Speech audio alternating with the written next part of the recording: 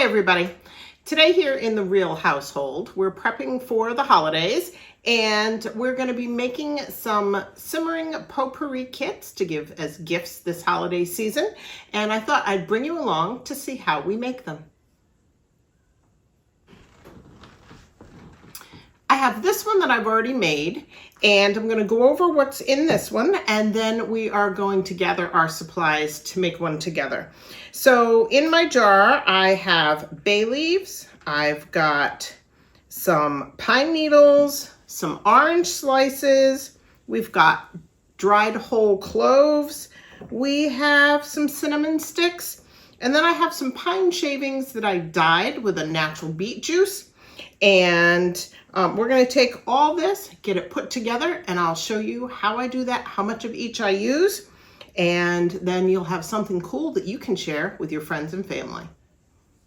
So the first thing that you're going to need is a container to put your simmer potpourri mix in.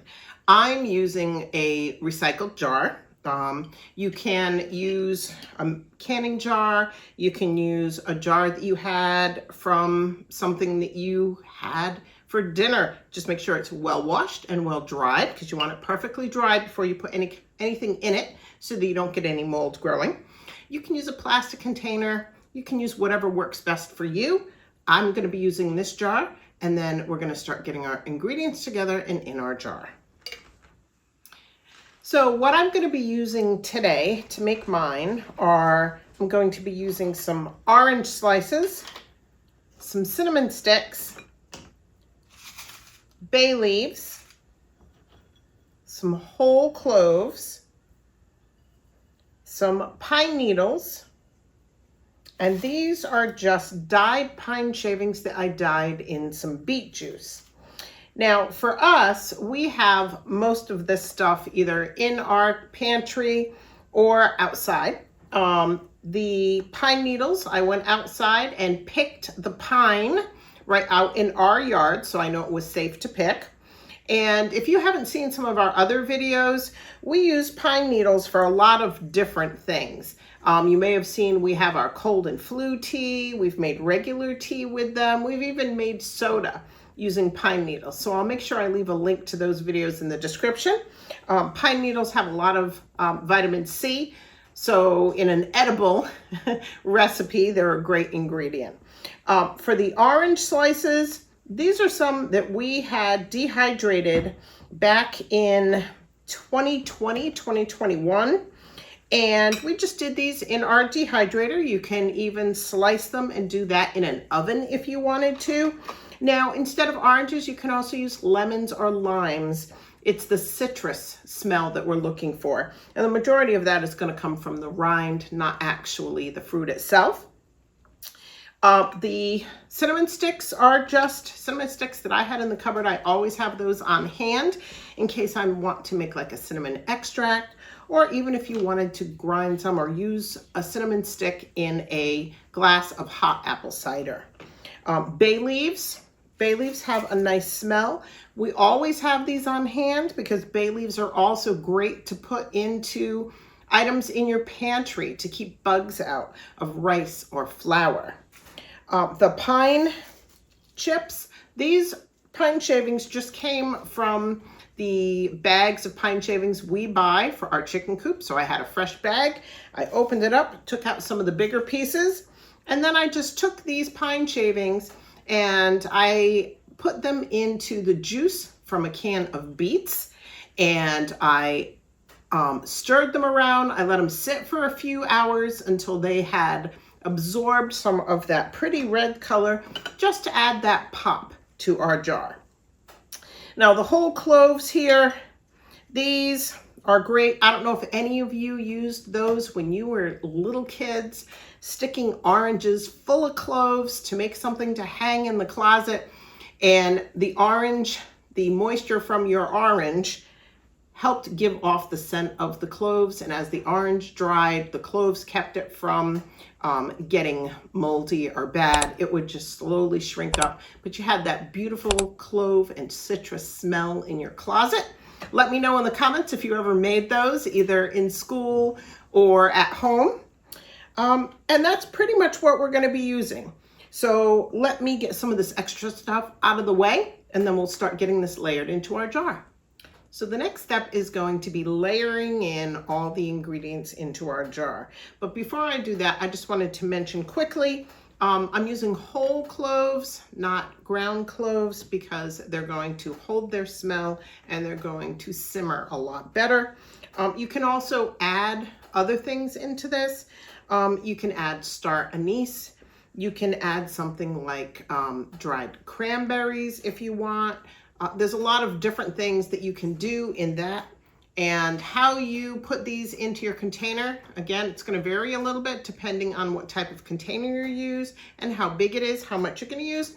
But we're just going to simply start layering things in. So I'm going to start with a few orange slices, and if I can't quite fit it, I'm just going to break it in half. I'm going to put another one in there, lean it against the side. I'm going to put in a couple of cinnamon sticks and just kind of cross them. We're going to throw in a few cloves. Oh, dropped one. I'm going to throw in a couple of bay leaves. And you can get artistic with this, and you can really spend a lot of time putting these in, or you can just be carefree, drop things in, and mix them up. So I'm going to put in some of the pine needles. I'm going to put in a few on each side, just to kind of give us that hint of green. And also it'll give us a little bit of that pine scent, which is very much kind of a Christmas smell. When you open these up, they smell absolutely amazing. And Steve, who isn't one to like perfumey smells, liked the smell of this as well. So I can say it's not, not something that is going to leave a very perfumey smell. It's just a very fresh, citrusy smell that you're gonna have in the house. And I like that a lot. I'm a foodie, but that nice smell that comes with Christmas time, this is kind of what we've got in this jar. Kind of Christmas in a jar here. So I'm going to add a few of these towards the top. I'm going to add a few more of our pine needles. And then I think another one or two of the smaller pieces of orange near the top. A couple more little pieces of the red and one more bay leaf. A couple more little sprigs of clove. And that's really it.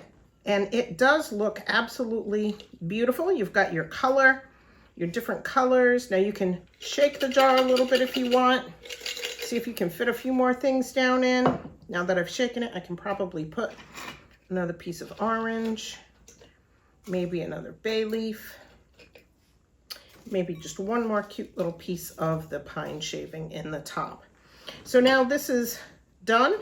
It looks awesome, and oh, it smells so good. Now, all the next step is just to put a cover on it. You can put a ribbon on it if you want.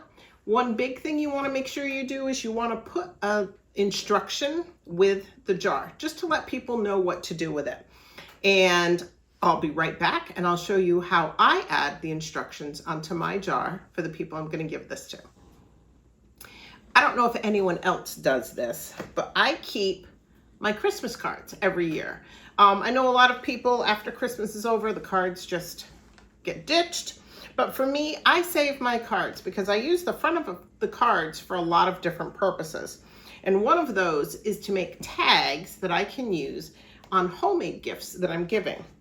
So for example, for our Simmering Potpourri, I printed out the instructions, which basically say, take this jar, pour it in a pan, add about 4 cups of water to it, bring it to a simmer on the stove, let it sit and simmer, and have that amazing smell come into your house, into your kitchen. Now you want to make sure that you don't let this boil dry on the stove. For me, I can put it on a trivet on our wood stove. Just check the water every now and then, and it leaves a beautiful smell all day in the kitchen, and it can go for multiple days as long as you make sure you keep your water up. So I printed my instructions out on my printer. I cut the front out from one of our cards and just punched a hole and put a ribbon through that card. And all I need to do is just tie that around the jar. And I've got a great gift that I can give to someone. And every time they use one of these, they can remember who gave it to them. So if you're looking for a simple, quick gift to give to someone, this is a great idea. If you have other things like this that you make sure you leave us a note in the comments. And until next time, everybody, take care.